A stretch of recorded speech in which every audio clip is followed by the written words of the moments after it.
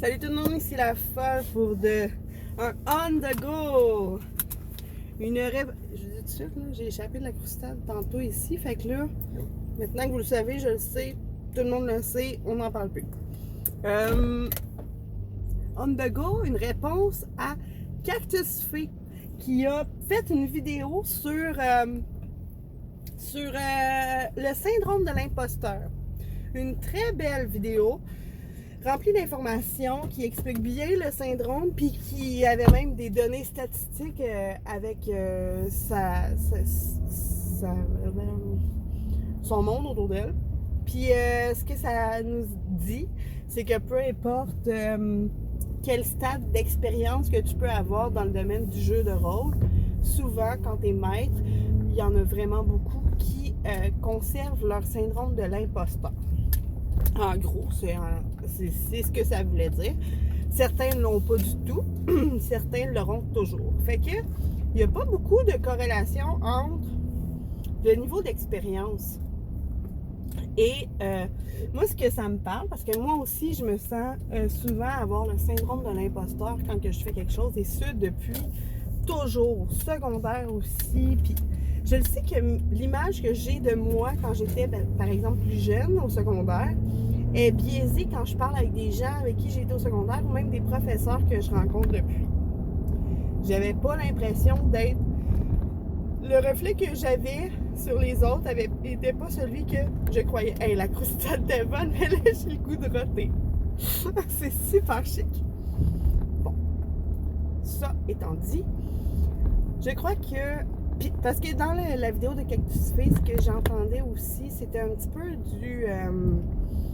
il n'y a pas grand-chose à faire pour pouvoir se débarrasser du syndrome de l'imposteur. Puis je me souviens aussi d'avoir entendu que ce qui aide le plus, c'est d'avoir une belle gang autour de la table qui sont bienveillants, ouverts et respectueux, évidemment. Mais je crois que la première chose à faire, c'est d'être soi-même, ouvert, bienveillant et respectueux envers soi-même. Ça, c'est un travail d'une vie. Après ça, c'est d'avoir du plaisir autour de la table. Puis, c'est ça, moi, je suis joueuse présentement. Puis les deux gangs avec qui je joue présentement, c'est sûr que Christophe, qui est comme notre point central, ça l'aide, Monsieur Pilule Rouge.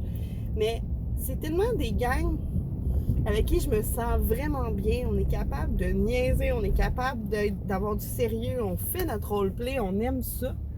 Fait que c'est juste du plaisir. En tant que joueur, je ressens aucunement le syndrome de l'imposteur. J'ai hâte à ces games-là. Ils sont aux 2 semaines. C'est difficile d'attendre 2 semaines. Il y en a même des fois qui se permettent de partir à Boston pendant notre fin de semaine de jeu de rôle. Ça fait mal, mais on pardonne. On est capable de pardonner dans la vie. Tout ça pour dire que ça prend vraiment une bonne gang, mais ça prend surtout et avant tout un jugement positif envers nous-mêmes. Parce que